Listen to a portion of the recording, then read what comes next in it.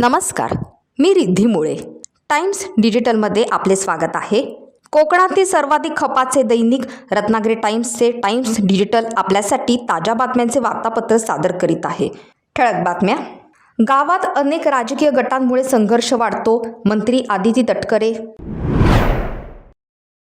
Karjat local प्रवाशांसाठी आनंदाची बातमी. शिहूतील भव्य रक्तदान शिबिरास प्रतिसाद. यंत्राद्वारे आधुनिक पद्धतीच्या भात लावणीचा अनुभव. मनसेची नागोठण्यात नवी धुरा, शहराध्यक्षपदी प्रभाकर तांडेल. आता पाहूया सविस्तर वृत्त. रायगड जिल्ह्यात माणगात तालुक्यातील खरवली येथे राष्ट्रवादी काँग्रेस पक्ष, नवनिर्वाचित जिल्हा परिषद व पंचायत समिती सदस्य यांचा भव्य सत्कार समारंभ उत्साहात संपन्न झाला. त्याचवेळी जाहीर प्रवेश मेळावा घेण्यात आला. पक्षाचे रायगड जिल्हा कार्याध्यक्ष सुभाष केकाणे यांनी आयोजित केलेल्या या मेळाव्यात भाजपा पक्षाच्या 43 कार्यकर्त्यांनी राष्ट्रवादीत प्रवेश केला. यावेळी मंत्री आदिती तटकरे यांनी गावात अनेक राजकीय गट निर्माण झाले की संघर्ष वाढतो, विकास कामांना अडथळे येतात, त्याचा फटका सर्वसामान्यांना बसतो असे सांगितले. प्रत्येकाचं वेगवेगळं महत्व आहे. 10-10, 5-5 घरं सुद्धा एकत्रितपणाने येत असतात. अशा सगळ्या परिस्थितीमध्ये जर एक गावामध्ये 3-3, 4-4 राजकीय प्रवाह राहिले तर आपल्या गावातला संघर्ष वाढत असतो. आणि मग यातून काय होतं की ह्याच्या कामाला एनओसी द्यायची नाही, त्याच्या कामाला एनओसी द्यायची नाही, आणि ह्याच्यातून नुकसान हे गावाचं होत असतं. ज्या वेळेला आपण एका छताखाली येतो त्यावेळेला सामूहिकरित्या आपण विकास कामं ही एकत्रित पद्धतीनं करत असतो आणि गाव त्या निमित्ताने पुढे येत असतं. मला तुम्हाला आवर्जून सांगायचंय की गावातल्या लोकांच्या, कार्यकर्त्यांकडून, राजकीय मंडळीकडून ह्याच अपेक्षा असतात की तुम्ही सांगता त्या पद्धतीने आम्ही मतदान करतो, पण एकत्रितपणाने गावाची विकास कामं ही झाली पाहिजेत. गाव कुठेतरी विकासापासून वंचित राहता कामा नये या दृष्टिकोनातून ते असतं. त्यामुळे आज ज्यांचा पक्ष प्रवेश आहे त्या सगळ्यांचं मी राष्ट्रवादी काँग्रेस पक्षाच्या आपल्या या परिवारामध्ये आदरणीय तटकरे साहेबांच्या नेतृत्वाखाली मनापासूनचं स्वागत या ठिकाणी करते. मध्य रेल्वेने 20 जुलै 2024 पासून मुंबई मुख्य मार्गावरील आणखी 10 उपनगरी लोकल 5 अप 5 डाऊन 12 ऐवजी 15 डब्यांसह चालविण्याचा निर्णय घेतला आहे. यामुळे कर्जत, नेरळ, भिवपुरी रोड, वांगणी, बदलापूर आदी स्थानकांवरील हजारो प्रवाशांना गर्दीतून मोठा दिलासा मिळणार आहे. या निर्णयामुळे 15 डब्यांच्या लोकलची संख्या 22 वरून 32 इतकी होणार असून एकूण लोकल फेऱ्या मात्र 1820 इतक्याच राहतील. नवीन सेवा 20 जुलैपासून सुरू होणार असून प्रवासी सुविधा आणि तांत्रिक तयारीचे काम पूर्ण करण्याचे निर्देश रेल्वे प्रशासनाने संबंधित विभागांना दिले आहेत. मानवतेचा संदेश देणाऱ्या आणि समाजसेवेची जाणीव दृढ करणाऱ्या शिहू येथील भव्य रक्तदान शिबिरास नागरिकांनी उत्स्फूर्त प्रतिसाद दिला.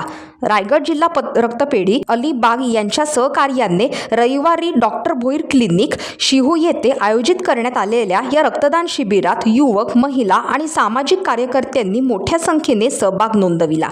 उद्धव बाळासाहेब ठाकरे शिवसेना पक्षाचे जिल्हा संपर्क प्रमुख प्रसाद भोईर यांनी या राष्ट्रीय उपक्रमाचे कौतुक केले. अनेक मान्यवर या शिबिरास उपस्थित होते. कार्यक्रमाचे सूत्रसंचालन विजय पाटील यांनी केले तर आभार डॉक्टर पुरुषोत्तम भोईर यांनी मानले.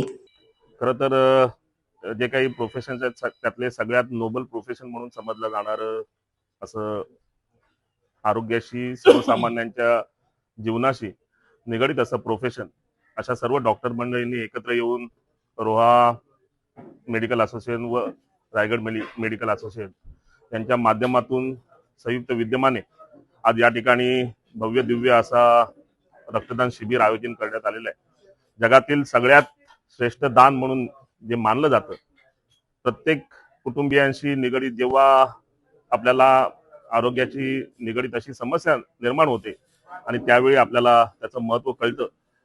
खरं तर असं म्हटलं जातं की एका दात्याच्या रक्तदानाने 4 जीव वाचले जातात आणि म्हणूनच या शिबिराचं महत्त्व ओळखून आज सर्वजण, खरं तर सर्वच डॉक्टर आपल्या वैयक्तिक प्रोफेशनमध्ये एवढे बिझी असतात, परंतु आज वेळात वेळ काढून या ठिकाणी सगळेजण आलेत आणि हा जो काही भव्य दिव्य असा सोहळा आहे तो या ठिकाणी साजरा होतोय. खरं तर या समाजाशी आपलं काहीतरी देणं घेणं आहे, या मातीला आपलं काहीतरी देणं घेणं आहे, या भूमिकेतून आज प्रत्येक जण या ठिकाणी एकवटलाय आणि अत्यंत उत्साहाच्या नात्याने या ठिकाणी हे शिबिर पार पडतोय. माझी या सर्व डॉक्टरांना, त्यासोबतच या सर्व उपक्रमामध्ये पुढाकार घेणाऱ्या डॉक्टर पुरुषोत्तम भोईर यांना खूप साऱ्या शुभेच्छा आहेत की सालाबाद प्रमाणे तुमचा हा उपक्रम अधिक वृद्धिंगत होत जाऊ आणि तुमच्या या कार्यक्रमाची शोभा अधिकाधिक वाढत जाऊ आणि तुमच्या या माध्यमातून अनेक घटकांनी असाच आदर्श घ्यावं आणि केवळ फक्त आपण आपल्या वैयक्तिक आयुष्यामध्ये सुखी आहोत या भावनेतून न राहता आपण समाजाला देखील काहीतरी देणं लागतो या भूमिकेतूनच प्रत्येकाने वागावं हा संदेश या माध्यमातून सर्वच घटकांनी घ्यावा.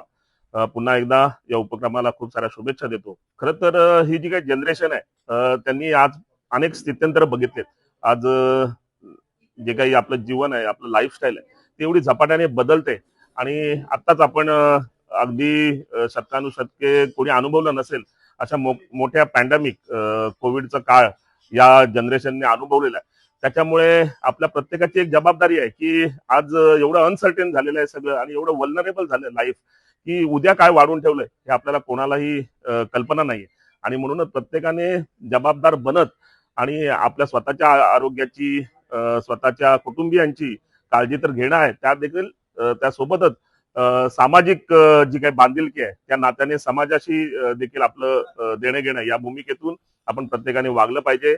आम्ही नेहमी अनुभवतो की खरं तर बरेच जण या जनरेशनला नावं ठेवतात की थोडंसं असंवेदनशील किंवा बेजबाबदार अशी जनरेशन आहे, परंतु माझा या बाबतीतला अनुभव फार वेगळा आहे. विशेषतः आमच्या या विभागातील जे तरुण घटक आहेत, आताच आपण मगाशी उल्लेख केला की इथले परमार्थ बॉईज नावाचा एक तरुणांचा एक जी संघटन आहे ते अशा प्रत्येक धार्मिक सामाजिक कार्यामध्ये उत्स्फूर्तपणे भाग घेत असतात.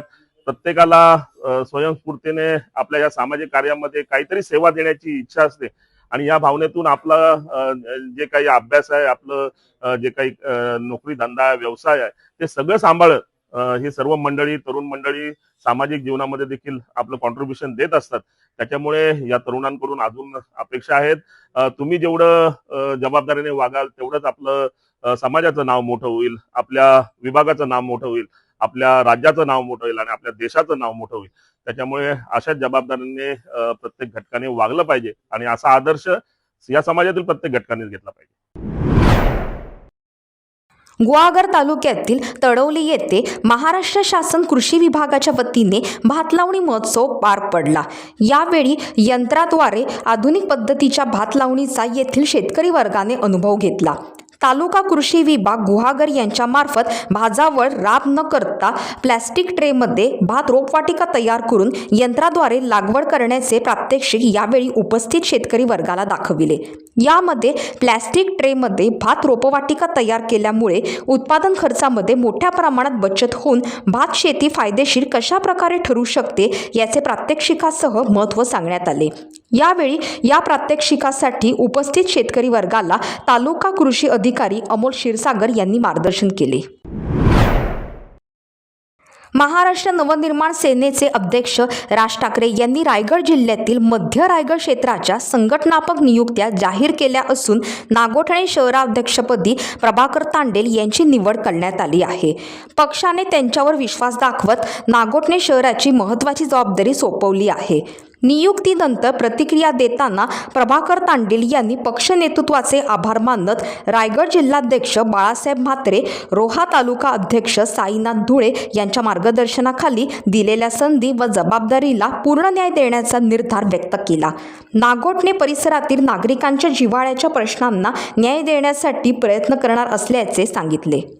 सन्मान्य राजसाहेब ठाकरे यांनी मला नागोठणे शहराध्यक्षपदाची जबाबदारी दिलेली आहे. मला त्या पदावरती नियुक्ती केलेली आहे आणि त्याबद्दल मी त्यांची आणि वरिष्ठ नेते मंडळांचा आभार मानतो आणि त्याप्रमाणे मी नागोठणे शहरामध्ये महाराष्ट्र नवनिर्माण सेना ही जास्तीत जास्त कशी वाढेल, शाखेमध्ये कार्यकर्ते जसे वाढतील त्याप्रमाणे मी प्रयत्न करेन. आणि नागोठण्यातले बरेचसे मुद्दे प्रलंबित आहेत. नागोठण्यामध्ये दरवर्षी पुराचं पाणी येतो, दरवर्षी अनेक व्यापाऱ्यांचं नुकसान होतं आणि अनेक वर्षापासून नागोठण्यामध्ये पिण्याच्या पाण्याचा प्रश्न जो आहे बऱ्याच वर्षापासून प्रलंबित आहे. अनेक राजकारणी येतात, फक्त आश्वासन देऊन निघून जातात. दरवर्षी पावसाळ्यामध्ये नागोठणेकरांचे हाल होतात. पिण्याच्या पाण्याचा बोला, पुराच्या पाण्याचा बोला, नदीचं पाणी हजारपेठेमध्ये शिरतो. त्यामध्ये अनेक व्यापाऱ्यांचं प्रत्येक वर्षी नुकसान होतं. अनेक प्रश्न नागोठण्याच्या आजूबाजूला औद्योगिक क्षेत्र वाढत आहे. नागोठण्यातल्या स्थानिक युवकांना रोजगार मिळत नाहीये. त्यामध्ये अनेक बाहेरचे कॉन्ट्रॅक्टर आलेले आहेत.